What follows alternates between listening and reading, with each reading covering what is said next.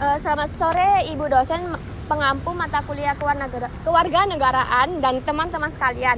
Kami dari kelompok 6 akan mempresentasikan Project Citizen yang berjudul Pentingnya Nasionalisme Generasi Muda di Tengah Maraknya Budaya Thrifting Pakaian Impor. Sebelum masuk ke materi, izinkan kami perkenalan terlebih dahulu. Perkenalkan, nama saya Lukluil Maknun dengan NPM akhir 043 sebagai ketua. Perkenalkan, saya Rajendra Dava dengan NPM terakhir 032. Perkenalkan, nama saya Muhammad Kasif Fituja dengan NPM akhir 024. Perkenalkan, nama saya Muhammad Lutfi dengan NPM akhir 016. Perkenalkan, nama saya Muhammad Rojibaim Hilmi Azaid dengan NPM akhir 022.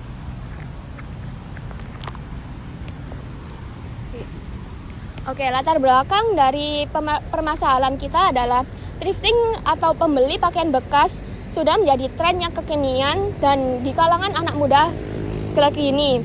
Nah, awalnya thrifting dilakukan untuk menghemat biaya pengeluaran, tetapi sekarang lebih banyak dijadikan sebagai bagian dari gaya hidup atau tren fashion. Nah, namun sebagian besar pakaian bekas yang berasal dari impor dan masuk secara ilegal ke Indonesia, kondisi ini akan menimbulkan masalah karena akan banyak anak muda lebih tertarik menggunakan pakaian bermerek luar negeri meskipun bekas daripada produk lokal yang memiliki kualitas yang lebih baik. Nah, fenomena ini dapat mengurangi rasa bangga terhadap produk dalam negeri yang berdampak pada industri tekstil lokal yang harus bersaing dengan barang impor bekas yang harganya lebih murah. Jika dibiarkan, hal ini akan mempengaruhi perekonomian, tetapi juga dapat mengurangi semangat nasionalisme generasi muda. Oleh karena itu, penting bagi kita untuk mendukung produk lokal sebagai bentuk kecintaan terhadap bangsa sekaligus membantu perkembangan industri dalam negeri dan memahami lebih lanjut dampak dan solusi permasalahan ini. Penjelasan berikutnya akan dijelaskan oleh Rajan.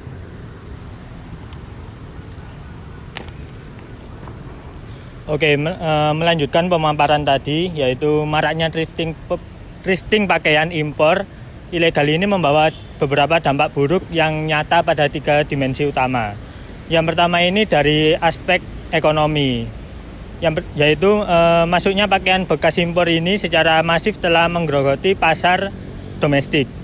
Nah, keberadaan dari barang ilegal ini dapat memotong omset penjualan UMKM lokal serta dapat memicu PHK secara massal pada industri konveksi skala kecil dan mikro di dalam negeri.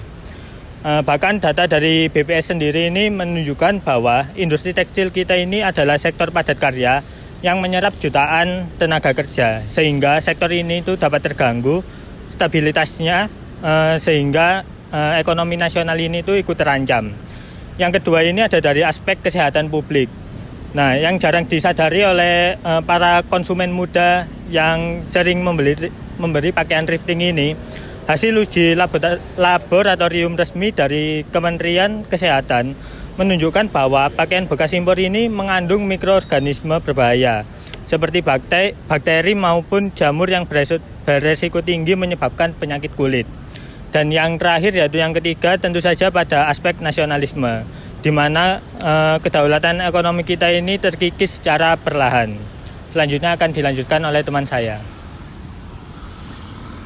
Dan dijelaskan juga dalam Negara Kesatuan Republik Indonesia ini telah melanggar larangan perjual beli thrifting ini, yang dimana diperkuat dalam Undang-Undang Nomor 7 Tahun 2014 tentang perdagangan, dan terdapat pada pasal 47 dan 51 dengan jelas dinyatakan bahwa barang impor ke Indonesia harus dalam keadaan baru demi melindungi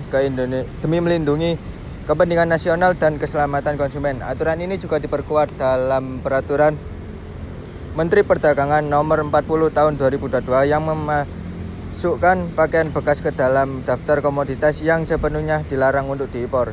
Namun tetapi, mengapa barang ini kok masih bebas berkeliaran? Karena studi evaluasi lapangan menunjukkan penegak hukum kita itu selama ini cenderung reaktif dan situasional, hanya gencar saat isu viral ini di media sosial. Dan ditambah lagi luasnya wilayah perbatasan dan pelabuhan yang dimanfaatkan oleh para penyelundup. Kebijakan ini juga menjadi tanggung jawab mutlak pemerintah pusat secara horizontal melalui Kementerian Perdagangan, Kementerian Perindustrian, Ditjen Bea Cukai untuk wilayah perbatasan serta Kementerian Komunikasi dan Digital untuk memblokir pasar gelap daring e-commerce dan media sosial. Selanjutnya akan dijelaskan. Untuk mewujudkan kebijakan solutif tersebut, kelompok kami telah menyusun rencana tindakan, yaitu action plan yang kolaboratif. Ada di modul yang telah kami buat itu. Langkah pertama yang esensial adalah membangun gerakan penyadaran publik. Kami merencanakan diseminasi informasi melalui kampanye kreatif di media sosial, seperti seminar serta penyusunan policy brief. Sebagai masukan akademis bagi pemangku kebijakan, kita harus memetakan aliansi strategis yang kita akan menggandeng faktor-faktor yang diuntungkan oleh kebijakan ini, seperti Asosiasi Pertekstilan Indonesia atau bisa disingkat API, akademisi dan pelaku UMKM fashion lokal untuk menyajikan data empiris kekuatan industri kreatif domestik. Di sisi lain, kita juga sadar ada penolakan dari pedagang thrift yang menggantungkan kehidupannya di bisnis ini. Solusi persuasif yang kami tawarkan adalah mendorong pemerintah daerah dan pusat untuk menyediakan program transisi usaha. Para mantan pedagang baju bekas impor ilegal ini harus difasilitasi dengan pelatihan kewirausahaan, bantuan modal, dan akses ke jaringan merek lokal agar roda ekonomi mereka tetap berputar secara sah dan legal. Lanjut sebagai akhir dari presentasi kami, kelompok kami merumuskan 3 rekomendasi utama. Yang pertama, meningkatkan edukasi nasionalisme ekonomi.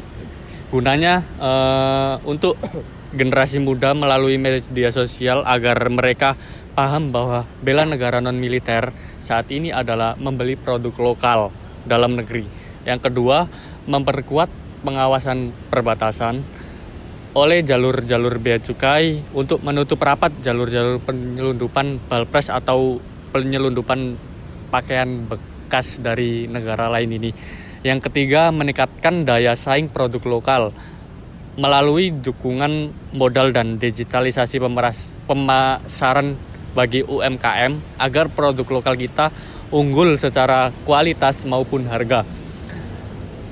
Kesimpulan yang kita dapat dari Purto ini yaitu fenomena maraknya thrifting pakaian impor di kalangan generasi muda bukanlah sekedar masalah tren pakaian, melainkan ujian bagi nasionalisme ekonomi bangsa. Diperlukan sinergi total antara penegak hukum pemerintah dan kerelaan etis kita sebagai konsumen muda. Mari kita ingat bersama bahwa keren itu adalah bangga menggunakan produk lokal, bukan bangga mengonsumsi sampah fashion dari negara lain. Sekarang kita akan menjelaskan tentang poster kita yang berjudul Gaya Hidup vs Nasionalisme menggugat maraknya thrifting pakaian impor di kalangan generasi muda. Yang pertama. Jadi yang pertama di sini itu ada akar masalah dan realita pasar. Jadi bisa dilihat di sini tuh ada gambar pakaian yang ilegal dari negara-negara lain. Nah, kondisi ini kalau misalkan terus dilanjutkan itu akan sangat merugikan baik UMKM Indonesia maupun pemerintahan Indonesia. Karena pakaian-pakaian thrifting ini yang dari luar negeri yang notabene itu ilegal, itu tuh sangat merugikan sekali gitu. Kalau misalkan terus dibiarkan dan kita tidak bertindak apa-apa. Lalu yang kedua tuh ada pergeseran makna dari kebutuhan ke gengsi dan gengsi merek asing. Jadi dengan adanya thrifting ini masuk ke Indonesia, masyarakat lokal tuh jadinya lebih memilih produk-produk thrifting dibandingkan brand lokal itu sendiri. Bisa jadi karena mereka itu kemakan gengsi atau FOMO sama orang-orang dari luar negeri yang balik lagi merugikan Indonesia dan tidak memajukan UMKM Indonesia. Oke, lanjut yang kedua di sini. Yang kedua ada dampak multidimensi. Dampak yang pertama yaitu ekonomi. Dari budaya thrifting ini, ekonomi kita menjadi menurun akibat dari menghambatnya UKM tekstil lokal. Jadi produksi tekstil kita menurun yang mengakibatkan ekonomi kita menurun.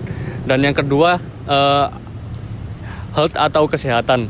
Adanya resiko bakteri dan jamur akibat pakaian bekas atau pakaian impor dari negara lain mengakibatkan bakteri jamur kulit.